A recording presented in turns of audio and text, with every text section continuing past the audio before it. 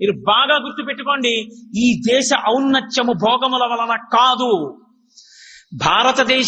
భారతదేశం పేరు చెప్తే విదేశాల్లో దేనికి నమస్కరిస్తారు అంటే ఇక్కడ ధార్మిక నిష్ఠకి నమస్కరిస్తారు. శరీరాన్ని కూడా లెక్క పెట్టకుండా తపస్సు చేసి తొడల కింద తేళ్లు జెర్రిలు కొరికేస్తే రక్తం అట్టలు కట్టిన ఆత్మయందు నిలబడిన భగవాన్ రమణుల పేరు చెప్పినందుకు భారతదేశానికి నమస్కరిస్తారు. ఒక రామకృష్ణ పరమహంస కంఠంలో రాచపుండు పుడితే కాళికాదేవిని అన్నపు మెతుకు నేను కాదు అందరూ తిన్నది నేను తిన్నది అని ఏ మహానుభావుడు అన్నాడో ఆ రామకృష్ణ పరమహంస వల్ల ఈ దేశానికి నమస్కరిస్తున్నారు.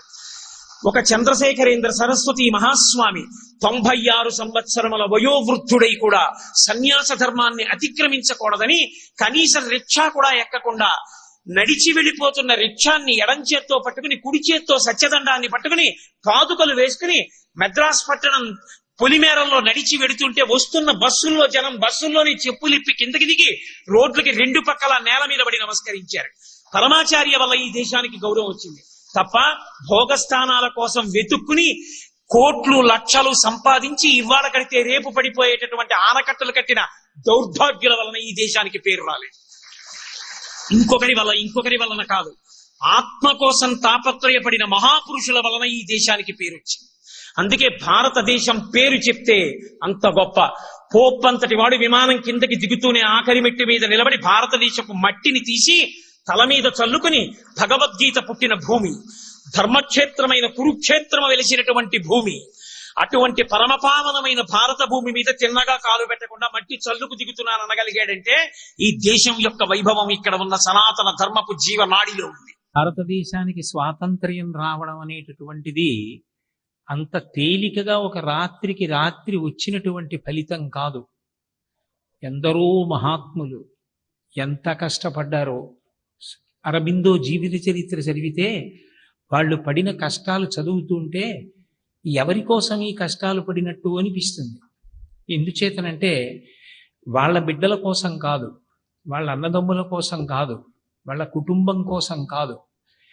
ఎంత భయంకరమైనటువంటి పరిస్థితిని అనుభవించారు అంటే వాళ్ళని ఏ గదిలో నిర్బంధించి ఉంచారో ఆ గదిని ఒక రోజు మొత్తం మీద ఉదయం వేళ ఒక్కసారి మాత్రమే శుభ్రపరిచేవారు.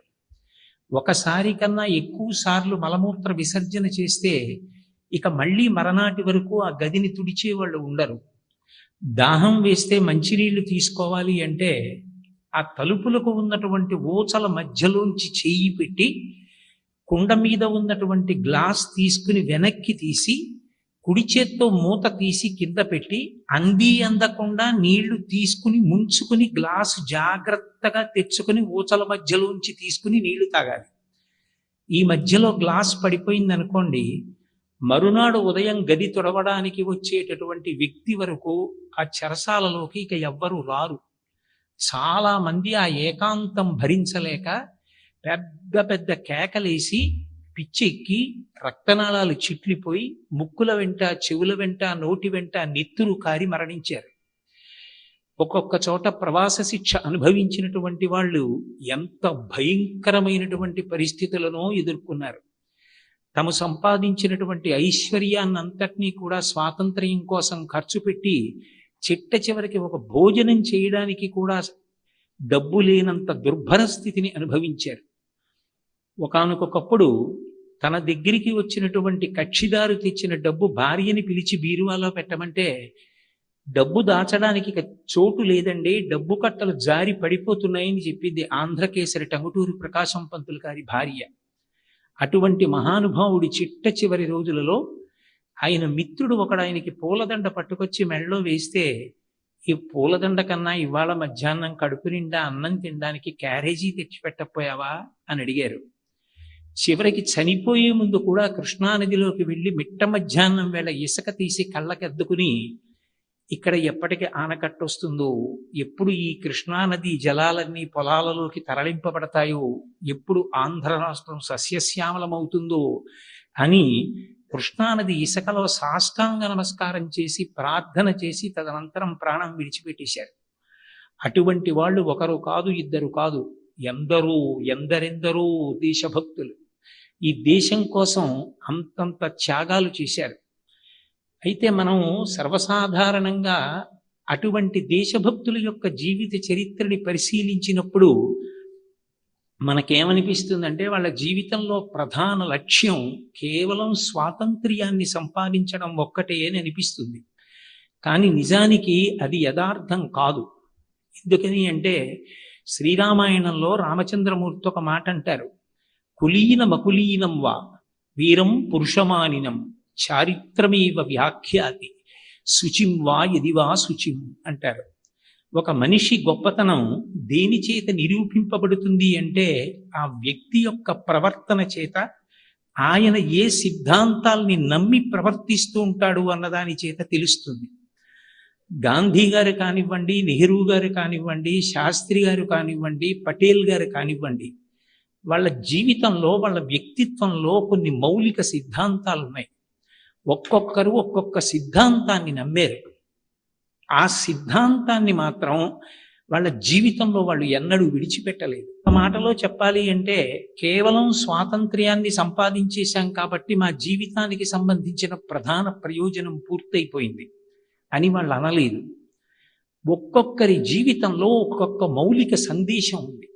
వాళ్ళు దానికోసం నిరంతర పరిశ్రమ చేశారు. ఆ పరిశ్రమ వెనక ఒక సంఘటన ఉంది. ఆ సంఘటన వాళ్ళ జీవితాలు మార్చింది. డొక్కా సీతమ్మ గారి వచ్చి మీతో మాట్లాడితే మీరు ఎంత సంతోషపడతారో, పెట్టడంలో ఉన్న గొప్పతనం గురించి, అందులో జరిగిన సంఘటనల గురించి మనిషిని ఎంత మారుస్తుందో చెప్తుంటే మీరు పొంగిపోతారు. అసలు ఆకలితో ఉన్నవాడికి అన్నం పెట్టినప్పుడు కడుపు నిండినటువంటి వాడు చూసిన చూపులో కనపడేటటువంటి భగవంతుని యొక్క దర్శన వైభవం ఎంత గొప్పదో, మనిషిగా పుట్టినవాడు తాను సుఖపడమే కాదు 10 మందిని సుఖపెట్టడం ఎలా నేర్చుకోవాలో డొక్కా సీతమ్మ గారి సందేశం ద్వారా మీ అందరూ విన్నారు. మీలో ఒక పిల్లవాడే జవహర్లాల్ నెహ్రూ పాత్ర పోషించి నెహ్రూ గారే వచ్చి మీతో మాట్లాడితే ఎలా ఉంటుందో అలా మాట్లాడినప్పుడు మీరు విన్నప్పుడు మీకు వాళ్ళ సందేశం బాగా అందుతుంది అన్న పవిత్ర భావనతో ఈ కార్యక్రమం ఏర్పాటు చేశాం. అందుకే ఇది జాతీయ నాయకుల హృదయ స్పందన. తరిగొండ వెంగమాంబ గారు మహావిదుషీమణి, సరస్వతి కటాక్షం అక్షర రూపంలో ఆకాశంలోంచి ఆవిడిలోకి ప్రవేశిస్తే తెలుగులో ఎన్ని రకాలైన ఛందస్సులు ఉన్నాయో అన్ని ఛందస్సులతో ఆవిడ అద్భుతమైనటువంటి కావ్యాలు రాశారు, మంజరులు రాశారు, యక్షగానాలు రాశారు. ఆవిడ రాయనిది లేదు. ఆ రోజుల్లో తిరుమల కొండ మీదకి వెళ్ళి ఆవిడ వ్రాసిన గ్రంథాలు ప్రతులు వ్రాసి తెచ్చుకునేవారు. అంతటి మహాతల్లి తరిగొండ వెంగమాంబ గారు తాను అలా ఎలా ఉపాసన చేసిందో, వెంకటేశ్వరుడు ఎలా అనుగ్రహించాడో, ఇన్ని పుస్తకాలు రాశారో, అంత గొప్ప స్థితికి వెళ్ళడానికి భక్తి అన్న మాట మౌఢ్యం కాదు. మనిషి దేవుణ్ణి ఎలా పట్టుకోవాలో ఆవిడే వచ్చి చెప్తే బాగుంటుంది తప్ప నేను చెప్తే ఏం బాగుంటుంది. వీళ్ళందరూ భారతమాత కన్న ముద్దు బిడ్డలు. ఎంతంత గొప్ప గొప్ప విదుషీమణులు, ఎటువంటి విద్వాంసులు, ఎటువంటి పండితులు, ఎటువంటి శీల వైభవం ఉన్నవారు, ఎటువంటి దీక్షా తత్పరులు ఈ దేశంలో పుట్టారో ఎవరికి మీరు వారసులో మీరు బాగా గమనించవలసి ఉంటుంది.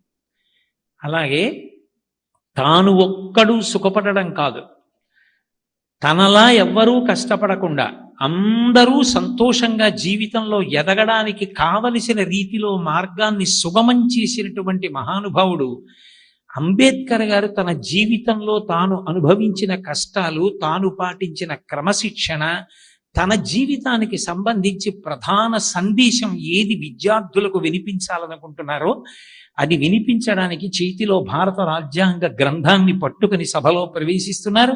అంబేద్కర్ గారి ప్రధాన సందేశం ఏమిటంటే, మనం ఏ విధమైన భేదభావాలు పెట్టుకోకుండా మనందరం భారతమాత బిడ్డలం అన్న భావనతో అన్నదమ్ములు అక్క చెల్లెళ్ళుగా చేయి పట్టుకుని ఈ దేశాభివృద్ధిలో భాగస్వాములమై స్వాతంత్రం తెచ్చుకోవడానికి ఎంత కష్టపడ్డామో స్వాతంత్రాన్ని నిలబెట్టుకోవడానికి అంత కష్టపడాలి. ఇక ప్రతి క్షణం ఈ దేశం కోసమే బ్రతికిన మహాత్ముడు అటువంటి కలాం గారు మళ్ళీ ఒక్కసారి మీ దగ్గరికి వచ్చి మాట్లాడితే ఆ అదృష్టం పట్టే అవకాశం బహుశా కాకినాడ విద్యార్థులకే పట్టింది. వారు బ్రిటిష్ ప్రభుత్వాన్ని అడిగింది ఒక్కటే, నాకు రాత్రి వేళ ఒక్క దీపాన్ని ఇవ్వండి చాలు, నాకు ఏమీ అక్కర్లేదని ఆ దీపపు వెలుగులో ఆయన రాత్రి వేళ భగవద్గీత చదువుతూ ఉండేవారు. నిజంగా వారు పడినటువంటి కష్టాలు సామాన్యమైనటువంటి కష్టాలు కావు.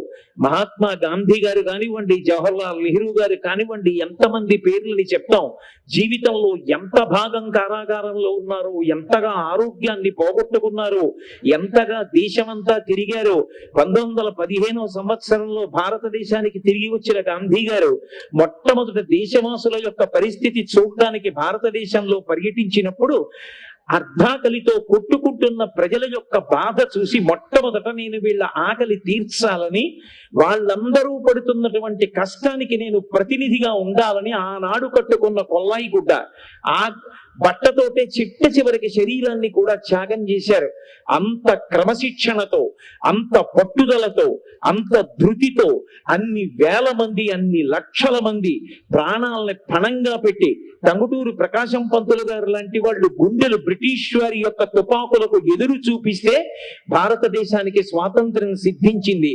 అటువంటి భారతదేశాన్ని ఒక మోక్షగుండం విశ్వేశ్వరయ్య గారు, ఒక భగత్ సింగ్, ఒక జవహర్లాల్ నెహ్రూ, ఒక బిఆర్ అంబేద్కర్, ఒక సర్దార్ పటేల్ వంటి మహాపురుషుల యొక్క జీవితాల్ని ఆదర్శంగా తీసుకుని దేశభక్తితో ప్రవర్తించాలి.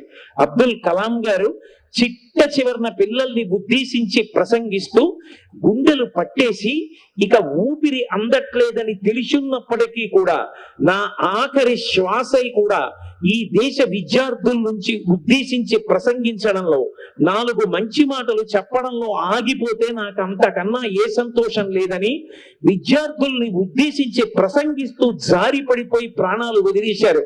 మహానుభావుడు ఈ దేశానికి గొప్ప దార్శనికత కావాలని 2020 సంవత్సరానికి యువశక్తితో కూడుకున్న భారతదేశం అత్యద్భుతమైన స్థాయిని పొందాలని ఎన్ని కలలు కన్నారో, ఎన్ని ఉదాత్తమైన ప్రసంగాలు చేశారో, వారు ఎంతగా స్ఫూర్తిదాయకమైనటువంటి సందేశాల్ని దేశ ప్రజలకు ఇచ్చారో మనందరం గమనించి అటువంటి పుస్తకాలన్నీ చదవాలి. చదవమని చెప్పేవాళ్ళు ఉండక్కర్లేదు. ఆ పుస్తకాలు ఎక్కడెక్కడ ఏ పాఠశాలలో అందుబాటులో ఉండాలో అటువంటి చోట గ్రంథాలయాల్లో ఉంచడం కళాశాలల, పాఠశాలల యొక్క కర్తవ్యం. అటువంటి మహాత్ముల జీవితాలు కొద్ది కొద్దిగానైనా ప్రతిరోజు సంక్షిప్తంగా వ్యాసాలుగా ప్రచురిస్తే, దినపత్రికలలో వస్తే పిల్లలందరూ వాటిని చదువుకుని స్ఫూర్తిని పొందుతారు. దేశ చరిత్ర తెలియకుండా దేశానికి స్వాతంత్రం తేవడానికి ఎంతమంది బలిదానం చేశారో తెలియకపోతే ఈ స్వాతంత్రాన్ని నిలబెట్టుకోవాలనేటటువంటి స్ఫూర్తి ఎలా కలుగుతుంది?